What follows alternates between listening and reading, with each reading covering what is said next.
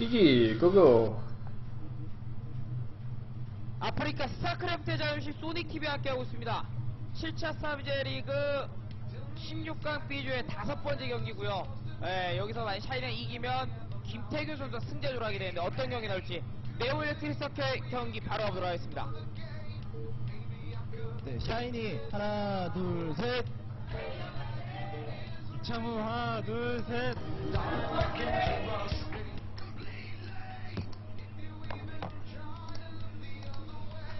Alright, spawning is the yellow Terran. At the top right, we will have Shinee. Who's up 1-0? We are on electric circuit. And so at the bottom left is the red Zerg, my dearest Sabre, who is down, but that's alright. Sabre will come back. Sabre will triumph and be victorious. 예, 그렇습니다. 그 저그가 준비해온 예측 범위에 약간 벗어났던 것 같아요. 그래서 좀 당황했고. So yeah. 불리하게 흘러갔네요. Interesting game last game. I mean, I think basically Sabre lost when he went for that big Zergling speeding attack early on, and it didn't really do that much. I mean, it looks kind of good when, you know, the Marines bugged out and didn't go into the bunker, but then, you know, just good Vulture Micro kind of kept it under control, and that's basically the entire point of the Vultures anyway, so it's a good job by Shinee to hold that off. What is that giant white pom-pom on Shinee's headset, by the way? Anyway, they're cross maps, so the Overlord guy is not going to be able to see too much. And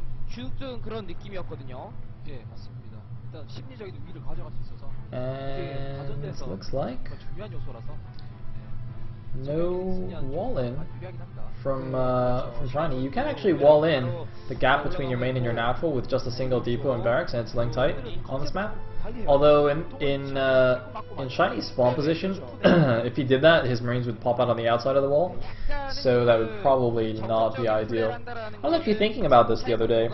On the train, I was just like, okay, I wonder if the scouting patterns of Zerg might like, okay, so on this map, if you spawn at the top right, your Marines pop out on the outside, and if you spawn, I think, any other position, they'll pop out on the inside. I'm not sure about bottom right, but I think they'll still pop out on the inside.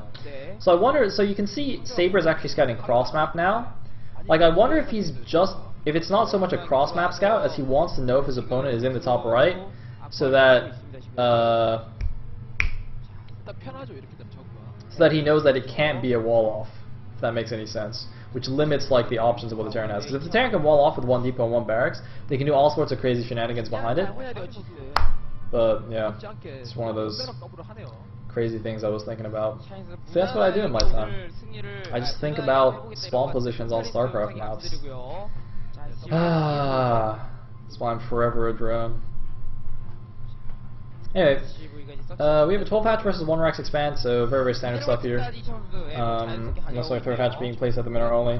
Also very standard on this map. Usually that's just a macro hatch placed somewhere in the main, but in this case you basically get that mineral only for free.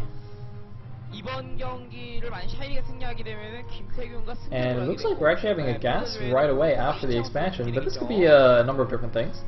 Most commonly, you would see something like a fast +1 upgrade into 4 or 5 racks, mass medic marine mid-game. But we could see some tech play coming out. In Pearly, you guys saw a number of fast vessel plays, but no, it looks like it is just going to be the fast +1 attack for his Marines. And of course, since the Marines are, you know, they're basically low damage, high rate of fire units, they really benefit from the +1 attack. Really shred through those mutas so much faster. Meanwhile, nice little SCV control here. Oh man, just scooting through all the Zerglings here. That SCV is just covered in butter.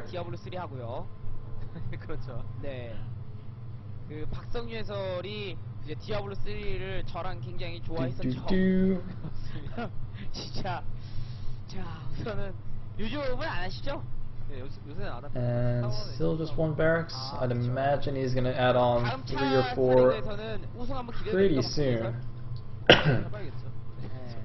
While the SCV just checks things out, sees second gas, all good in the hood. SCV 지금 뭐 대각이 위치이기 때문에 I mean, basically, especially since it's a cross map, we're gonna have to wait a little while here. So it's most likely gonna be 3-edge Muta coming out from Sabre, and then he's gonna do some micro around, and Shinee's gonna try and put on pressure with his Medic Marine to try and force the Mutas to be used defensively rather than offensively.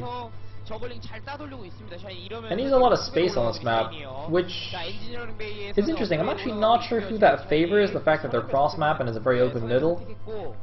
I feel like that might favor the Zerg a little bit, because he has a lot more space for his Mutas to run around and pick off random Marines, and also you know, he has more time to react. So you know, if he goes in with his Mutas and Shinee decides to counterattack, he has a lot more time to build Sunkens and things, so even though there's not that many terrain features in the middle for him to abuse, I don't think it matters quite as much.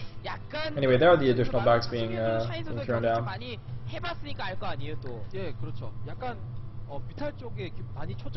And we do have a small number of speedings poking out here again.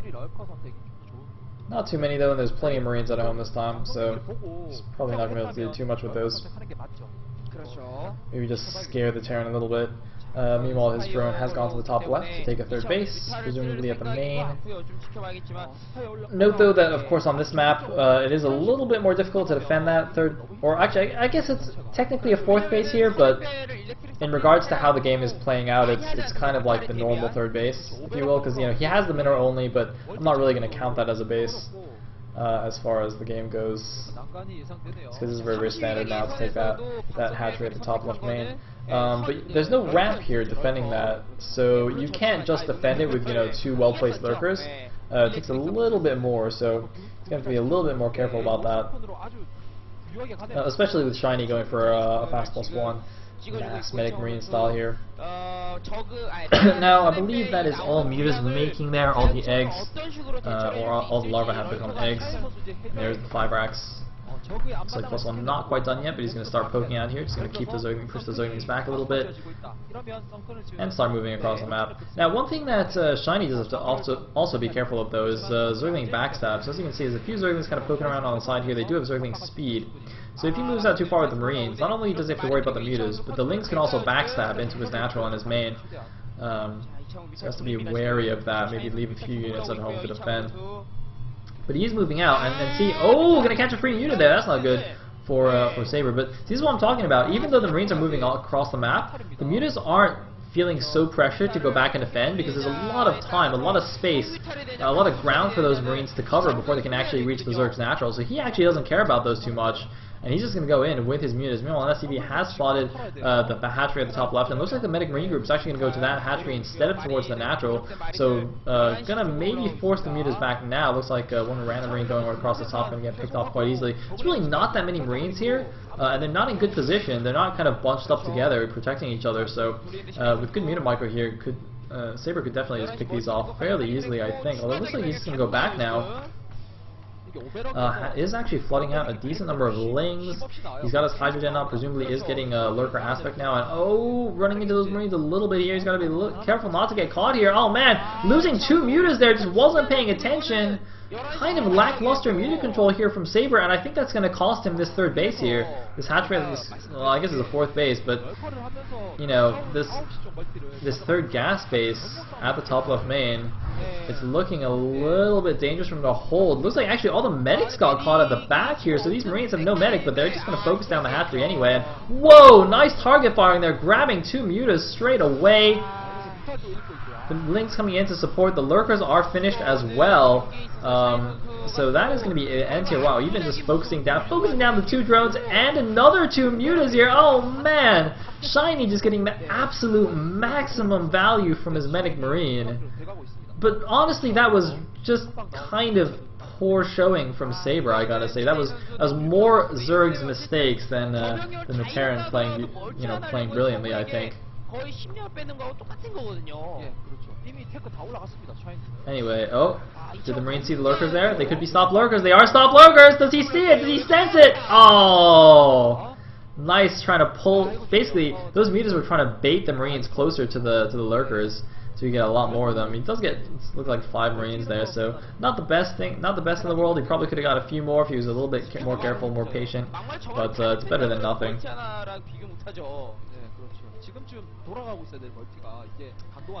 And looks like a mutiling poking out.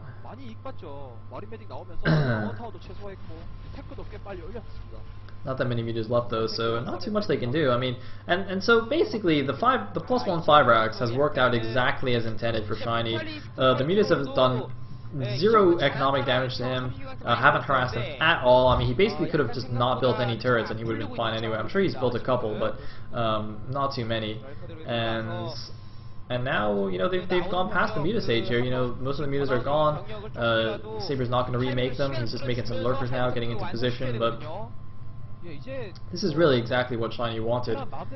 And he's still got a decent number of Medic Marine here. They're 1-1 upgraded now. Looks like Sabre has re-established the top left base.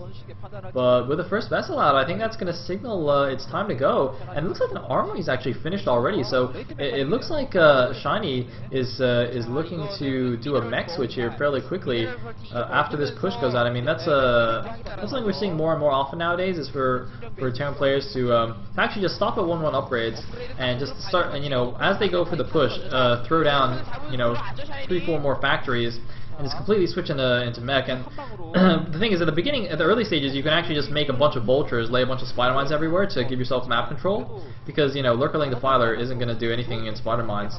So you give yourself map control first, and then you can, you know, take another base and start moving up to the more expensive tanks and Goliaths and whatnot.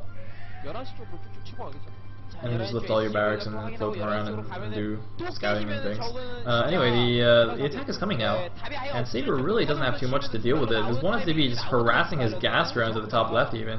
The final man not finished yet, and I think that base is probably going to go down again here. I don't really see how he's going to defend it. There is really nothing he can do here. He's got a Nidus Canal up, but I don't know what units he even has to send over there to defend it. It's like trying to snipe off the first vessel there. Oh, he's gonna get it! Oh man! Once again, getting one of those vessels. Shinee, you know, even though his general gameplay is good, his vessel control, or rather, not really control, but he just seems to be a little bit careless with his vessels when doing these attacks. I don't know if he's just, you know, control grouping them with everything else and just A-moving everything or what, but the vessels are always leading here. And oh man, he's just going to go for these lurkers here, trying to do a little spread here. Does do a decent-ish job, and we'll pick off the lurkers. We'll kill this base once again. Lurkers and Lings here coming in from the back, trying to decide what they're going to do. Looks like he thought about going in and attacking the main army, but instead decided to go counterattack at the Terran's National. Now, what does Shinee have behind? He's laying a few spider mines, but actually hasn't laid too many just yet here. So,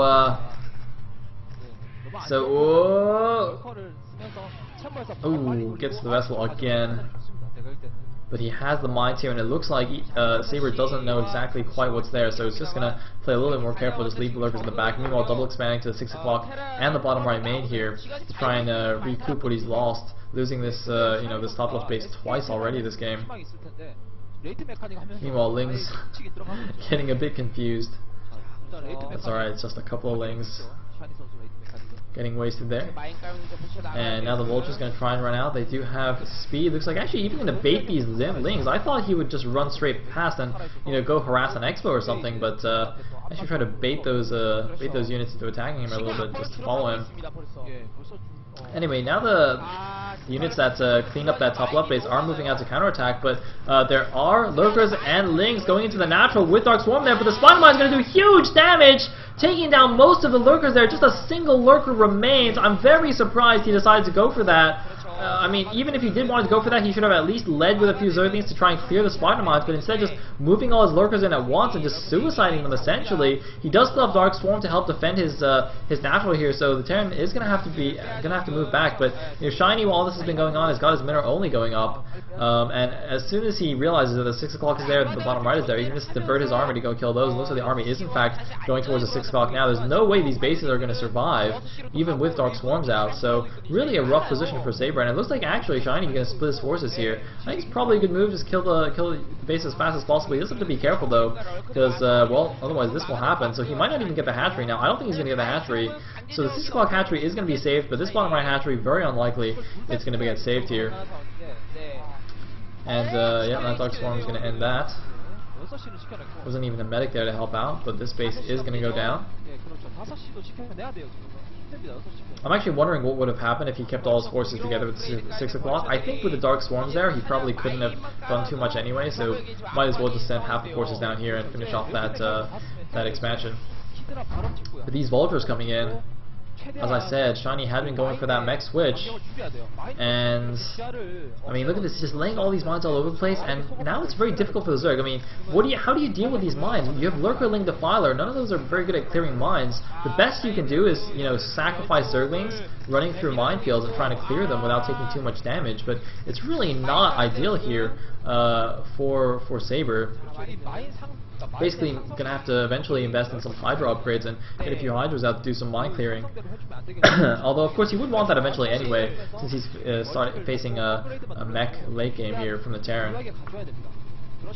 Switching into mass Hydras and mutas and whatnot. Meanwhile, it looks like a couple of units stuck back here due to the pathing. Not too many though, so definitely be worse. And Shinee taking a 4th base at 3 o'clock, gonna get spotted by that Overlord, but a lot of mines in position to defend. A lot of Vultures on the map now. You just mass Vulture. This is definitely expected here in this mid game.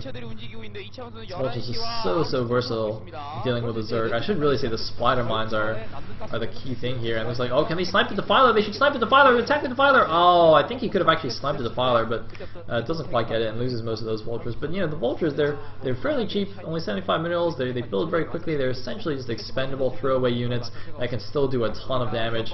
So you know, Shinee not gonna mind losing a handful of those at all.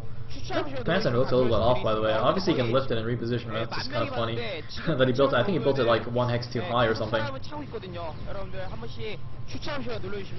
Anyway, looks like that expansion gonna get denied. So, you know, 6 o'clock went down eventually, the bottom right went down, the top left is just being cancelled. Sabre, he's established the 9 o'clock, but with Terran taking the 3 o'clock, they're essentially going to be on even bases, and that's very bad for the Zerg here. Zerg always needs to be ahead of the Terran on bases.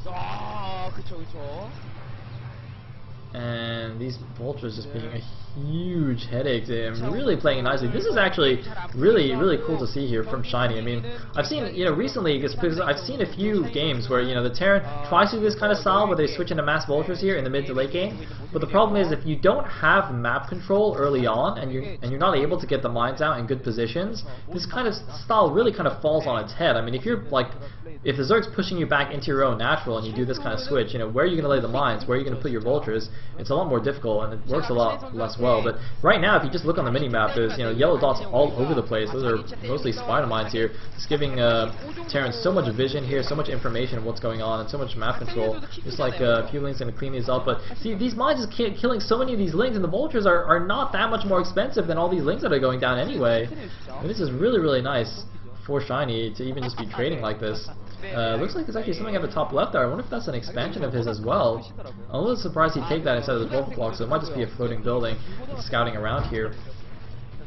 But whatever it is, Shinee has enough vision to know that he's on even bases with the Zerg, so he knows he's in a fantastic position. And see, now after, you know, doing all those Vulture shenanigans, he's slowly all this time been building up, you know, his siege tank count, and finally has a strong enough force that he's like, all right, enough of the nonsense. Let me actually just go and kill this guy.